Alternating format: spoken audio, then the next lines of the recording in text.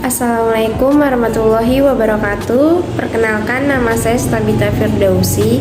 Saya adalah mahasiswi dari Universitas Pancasakti Bekasi, Fakultas Ekonomi dan Bisnis, Program Studi Manajemen dengan NIM 2892 150140. Video ini saya buat guna untuk memenuhi nilai tugas ujian tengah semester mata kuliah pengantar manajemen dengan dosen pengampu Bapak Joni Tesmanto, SSOS MM. Di sini saya akan membahas mengenai pengantar manajemen. Pengertian manajemen. Istilah manajemen berasal dari kata manajemen, bahasa Inggris berasal dari kata to manage, yang artinya mengurus atau tata laksana, sehingga manajemen dapat diartikan bagaimana cara mengatur, membimbing, dan memimpin semua orang yang menjadi bawahannya agar usaha yang sedang dikerjakan dapat mencapai tujuan yang telah ditetapkan sebelumnya. Pengertian umumnya, manajemen adalah proses merencana, mengorganisasi, mengarahkan, serta mengawasi kegiatan secara efisien dan efektif. Tujuan manajemen adalah proses perencanaan, pengorganisasian, pengarahan, dan pengawasan usaha-usaha para anggota organisasi dan penggunaan sumber daya organisasi lainnya agar mencapai tujuan yang telah ditetapkan.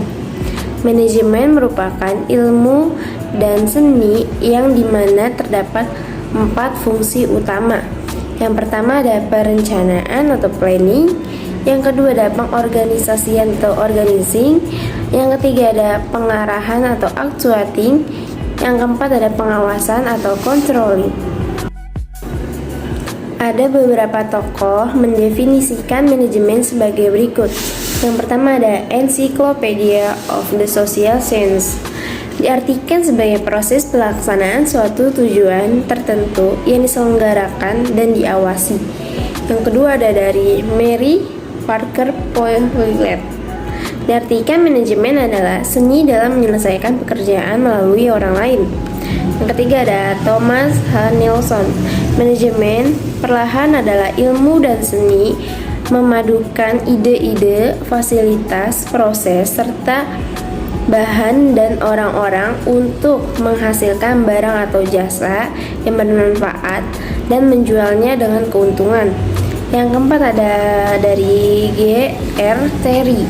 Manajemen diartikan sebagai proses yang khas, terdiri atas perencanaan, pelaksanaan, dan pengawasan yang dilakukan untuk menentukan dan usaha mencapai sasaran-sasaran dengan memanfaatkan sumber daya manusia serta sumber daya lainnya.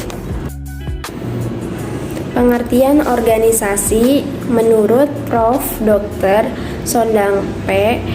Siagian. Organisasi adalah suatu bentuk persekutuan antara dua orang atau lebih yang bekerja bersama serta secara formal terkait dalam rangka pencapaian tujuan yang telah ditentukan, dan dalam ikatan itu terdapat seorang atau sekelompok orang yang disebut bawahan.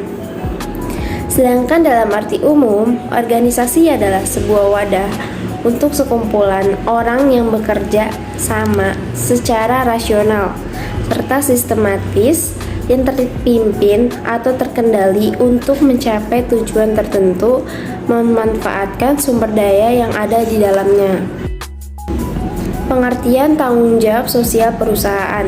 Tanggung jawab sosial perusahaan atau Corporate Social Responsibility atau CSR adalah konsep manajemen di mana perusahaan mengintegrasikan masalah sosial dan lingkungan dalam operasi bisnis mereka dan interaksi dengan pemangku kepentingan mereka.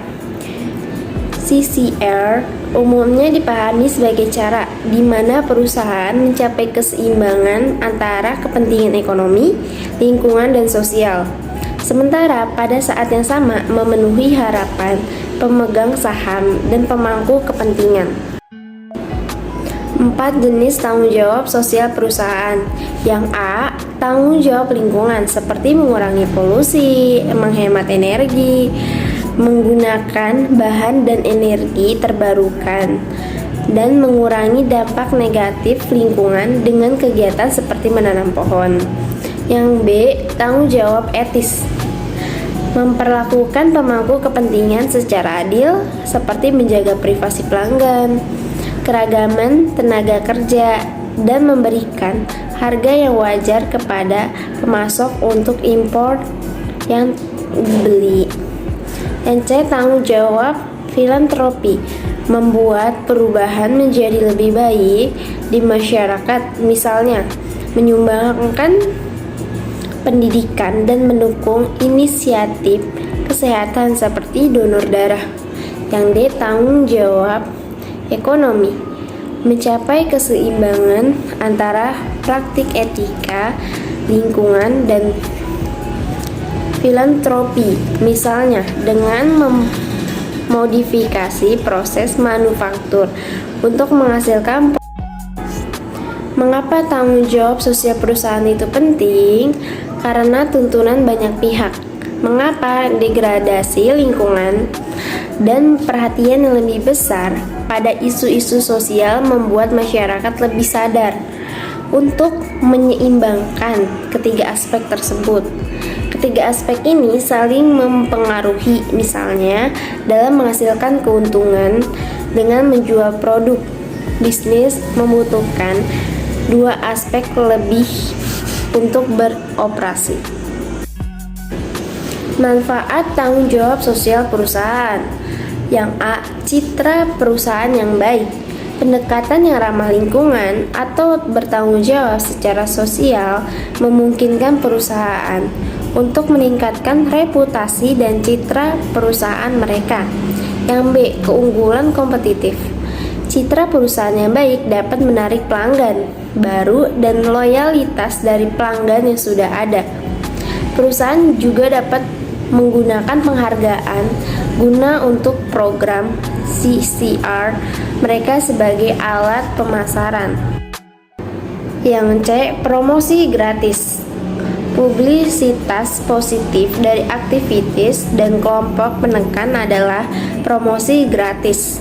Di sisi lain, publisitas negatif oleh suatu merek dapat berdampak signifikasi bagi perusahaan, misalnya menyebabkan permintaan produknya turun. Yang D, sumber daya manusia yang kompetitif. Tanggung jawab kepada karyawan dengan memperbaiki kondisi kerja, memotivasi staf yang ada untuk lebih produktif. Selain itu, juga lebih mudah bagi perusahaan untuk menarik talenta karena nilai-nilai etika perusahaan sejalan dengan mereka sendiri. Dimensi etika dalam manajemen. Menurut Kreitner tahun 1992 adalah studi mengenai tanggung jawab moral yang terkait dengan apa yang dianggap benar dan apa yang dianggap salah. Etika manajemen lebih jauh lagi berbicara mengenai nilai-nilai yang dianut oleh organisasi sehubungan dengan kegiatan bisnis yang dijalankannya. Nilai-nilai ini perlu diperjelas lagi ketika misalnya perusahaan dihadapkan kepada beberapa kegiatan yang sedang dijalankannya. Akan tetapi masih perlu dipertanyakan apakah termasuk etis atau tidak. Di satu sisi, perusahaan berupaya untuk mempertahankan loyalitas pelanggan atau konsumen dengan memberikan pelayanan tambahan. Isu tentang etika manajemen. Kreitner tahun 1992 memberikan uraian dari beberapa isu seputar etika di masa kini yang sering kali dihadapi oleh perusahaan, antara lain yang pertama ada penggunaan obat terlarang, yang kedua ada pencurian oleh karyawan, ketiga penyelewengan keuangan, keempat konflik kepentingan, Yang kelima ada penyalahgunaan informasi rahasia. Keenam ada penyalahgunaan aset perusahaan. Ketujuh ada persaingan yang tidak sehat. Dan yang kedelapan ada penyuapan kepada pemegang kebijakan. Cukup sekian materi yang bisa saya sampaikan. Selebihnya mohon maaf. Terima kasih. Wassalamualaikum warahmatullahi wabarakatuh.